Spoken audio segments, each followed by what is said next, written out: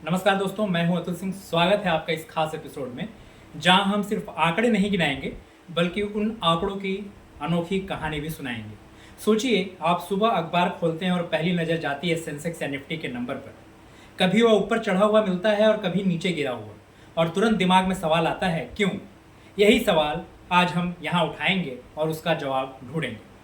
आज हम देखेंगे जीएसटी सुधार कैसे भारतीय इकोनॉमी की नई धड़कन बने, विदेशी निवेशकों का मूड क्यों बदल गया, और क्यों मिड कैप स्मॉल कैप में वो आग दिखी जो सेंसेक्स और निफ्टी में नहीं दिखी।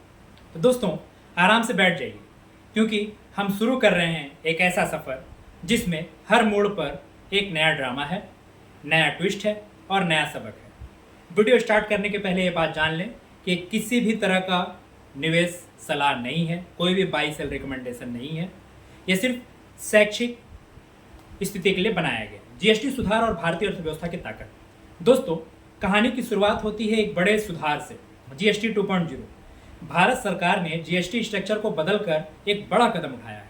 पहले 4 रेट्स थे, 5%, 12%, 18% और 28%। अब इसे सरल करके सिर्फ 2 रेट्स कर दिए गए हैं, 18% का स्टैंडर्ड रेट और 5% का लोअर रेट। तो इससे हुआ क्या? क्यों हुआ ये बदलाव? रोजमर्रा की चीजें जैसे biscuit, noodles, instant coffee, chocolate, ice cream, चीज अब 5% टैक्स में आ गई। यानी घर घर में इस्तेमाल होने वाली चीजें सस्ती हो गई। दूसरी तरफ सरकार ने खास चीजों पर 40% का स्पेशल सेस भी लगाया है, जैसे सिगरेट और सीएचडी प्रोडक्ट्स। असर क्या हुआ है? जनता को राहत। अब त्यौहार के सीजन में लोगों की जेब पर बोझ कम होगा। किस कंपनियों को फायदा हो सकता है? जैसे एफएमसीजी कंपनियां एचयूएल, आईटीसी, ब्रिटानिया, नेस्ले को जबरदस्त बिक्री की उम्मीद है। सरकार को स्थिर रेवेन्यू भी मिलेगा। कमोडिटी पर टैक्स कम करने से मांग बढ़ेगी और टैक्स कलेक्शन पर कोई नकारात्मक असर भी नहीं होगा। जुलाई 2025 में इंडस्ट्रियल ग्रोथ 7.8% तक पहुंची, जो पिछले 15 साल का सबसे बड़ा उछाल है। यह सीधे तौर पर जीएसटी सुधारों और मैन्युफैक्चरिंग एक्टिविटी के तेज होने का नतीजा है।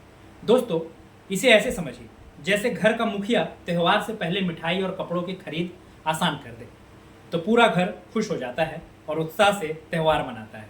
ठीक वैसे ही जीएसटी सुधार ने बाजार में एक खुशहाली का माहौल बना दिया है। जीएसटी कलेक्शंस अगस्त 2025 में 1.61 लाख करोड़ तक पहुंच गया।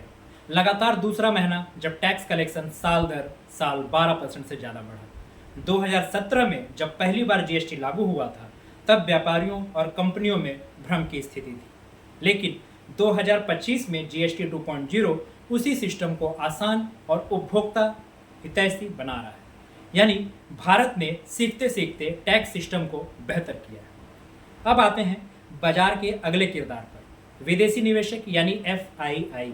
दोस्तों, एफआईआई को आप शादी के मेहमान की तरह समझिए। जब माहौल अच्छा लगे तो आते हैं, नाचते हैं, गाते हैं और तोहफे भी देते हैं, लेकिन जैसे ही माहौल खराब हुआ तुरंत कुर्सी छोड़कर निकल जाते हैं। अगस्त 2025 में इन्होंने भारतीय बाजार से 47,400 करोड़ निकाल लिए। सितंबर के पहले 5 दिन में ही 5,700 करोड़ की बिकवली कर डाली। पर क्यों? अमेरिका में महंगाई का दबाव है, फेडरल रिजर्व की अनिश्चितता है कि रेट कम होंगे या बढ़ेंगे या स्टेबल रहेंगे।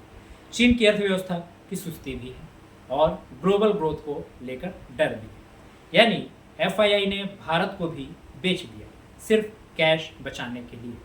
लेकिन ट्विस्ट आता है घरेलू संस्थागत निवेशकों से, यानी डीआईआई।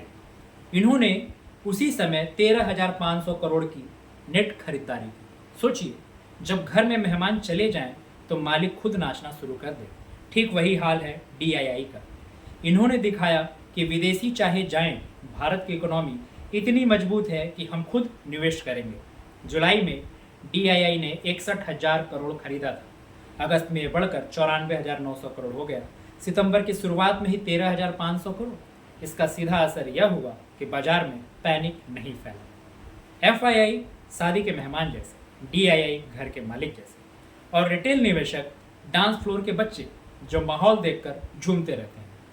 अब आते हैं बाजार के असली थर्मामीटर पर, यानी सेंसेक्स और निफ्टी पर।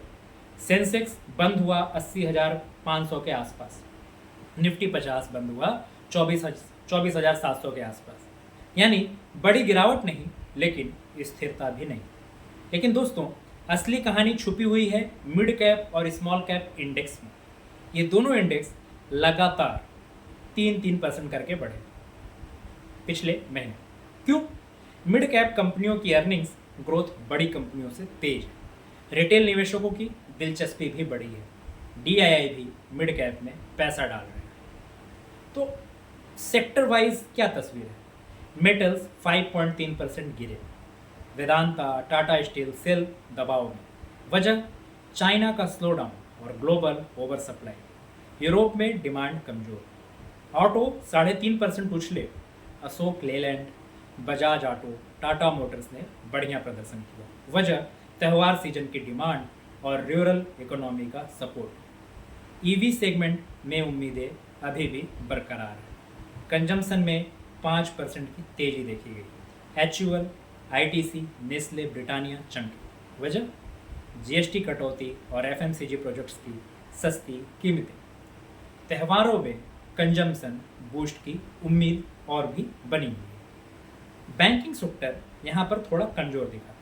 निफ्टी बैंक 2% टूटा। HDFC बैंक, ICICI बैंक दबाव में दिखे। सोचिए, एक बड़ी दावत है। ऑटो सेक्टर मिठाई पर टूट पड़ा मेहमान है। कंजम्पशन सेक्टर थाली प्लेट लेकर और भरने आ गए। मेटल्स और फार्मा प्लेट उठाकर दूर बैठ गए। यानी हर सेक्टर की चाल का असर पूरे माहौल पर पड़ रहा है।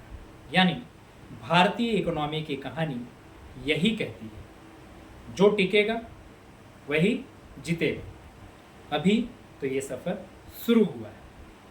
अब बात करेंगे ग्लोबल मार्केट्स की हलचल। अमेरिका, चीन, यूरोप और जापान, साथ ही साथ फार्मा सेक्टर की कहानी भी समझेंगे और एनर्जी सेक्टर यानी oil and gas and power की भी, उसके साथ बैंक्स और फाइनेंशियल्स का दबाव।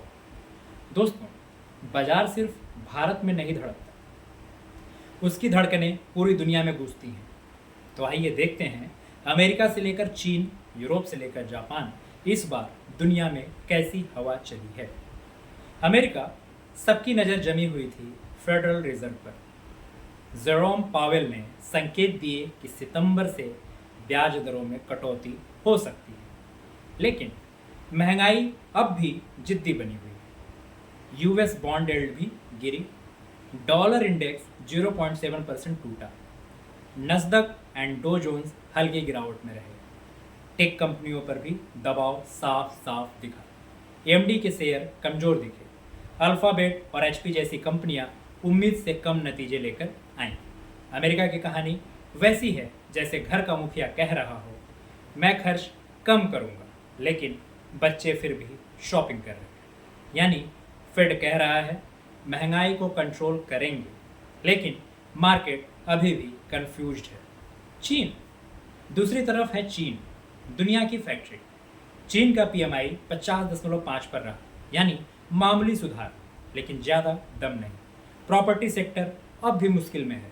सरकार बार बार स्टिमुलस पैकेज ला रही है, लेकिन असर सीमित है। भारतीय मेटल्स पर इसका सीधा असर पड़ रहा है, क्योंकि चीन कम खपत कर रहा है और ज़्यादा एक्सपोर्ट्स कर रहा है। चीन का हाल उस दुकानदार जैसा है जिसके पास बहुत माल पड़ा है, लेकिन ग्राहक कम आ रहे हैं, तो वो डिस्काउंट लगाकर हर जगह बेचने की कोशिश कर रहे हैं। यूरोप का हाल और भी खराब। मैन्युफैक्चरिंग लगातार सिकुड़ रही है। जर्मनी मंदी के मुहाने पर खड़ा है और ECB यानी यूरोपियन सेंट्रल बैंक भी दुनिया में महंगाई भी है और ग्रोथ भी है, इसी दुविधा में पड़ी है कि रेट कम करें या बढ़ाएं। इसका असर यूरोपियन शेयर बाजार पर भी पड़ा। FTSE, DAX, CSE सभी इंडेक्स दबाव में। यूरोप की कहानी वैसी है जैसे घर में आग भी लगी हो और पानी भी कम हो।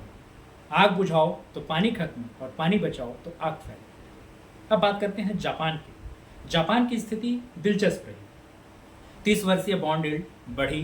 बैंक ऑफ जापान को पॉलिसी भी बदलनी पड़ी, लेकिन वहाँ का विकास धीमा है। निक्की इंडेक्स से मिला जुला प्रदर्शन देखने को मिला। अमेरिका दरें कटेंगी या नहीं, यही सबसे बड़ा सस्पेंस है। चीन सप्लाई तो है लेकिन डिमांड कमजोर। यूरोप मंदी की दहलीज पर। जापान स्टेबल लेकिन स्लो। भारतीय निवेशकों के लिए मैसेज साफ है, ग्लोबल बाजार का मूड फिलहाल सावधानी वाला है। अब बात करते हैं फार्मा सेक्टर की। निफ्टी फार्मा इस बार 3.5% टूटा।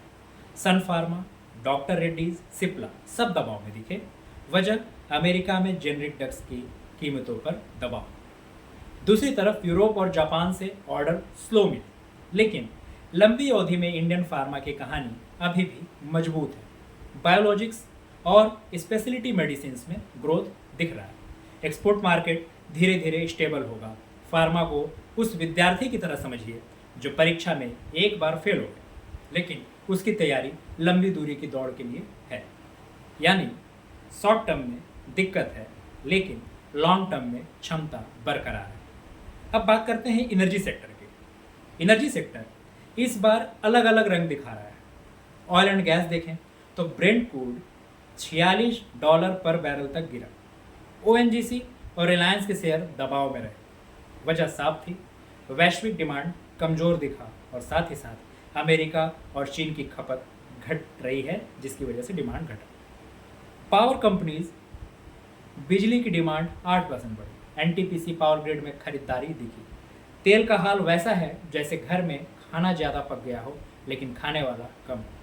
और बिजली का हाल वैसा है जैसे त्यौहार में अचानक सब घरों में लाइट जला। अब आते हैं बैंकिंग पर। निफ्टी बैंक 2% टूटा। HDFC bank, ICICI bank, axis bank ये सब दबाव में दिखे। वजह साफ थी, एफआईआई की बिकवाली और एनपीए की चिंता।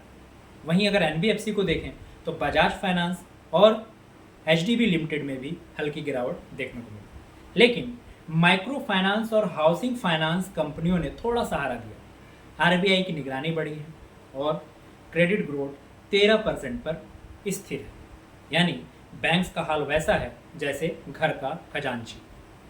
अगर खजांची का मूड खराब हो तो पूरे परिवार की खरीदारी रुक जाती है। वैसे ही बैंक्स दबाव में आए तो पूरे मार्केट की चाल धीमी पड़ गई। अमेरिका से लेकर यूरोप तक और चीन से लेकर जापान तक ग्लोबल बाजार की धड़कन कैसी चल रही है, साथ ही फार्मा और एनर्जी सेक्टर में कहाँ दिक्कतें हैं और बैंक्स क्यों दबाव में हैं। यानी तस्वीर साफ है, भारतीय बाजार मजबूत है, लेकिन बाहर की हवाओं का असर हम पर भी पड़ रहा है। पड़ेगा क्यों नहीं, ग्लोबलाइजेशन का ज़माना है। अब अगले एपिसोड में हम इसी कहानी को कंटिन्यू करेंगे। तब तक के लिए धन्यवाद।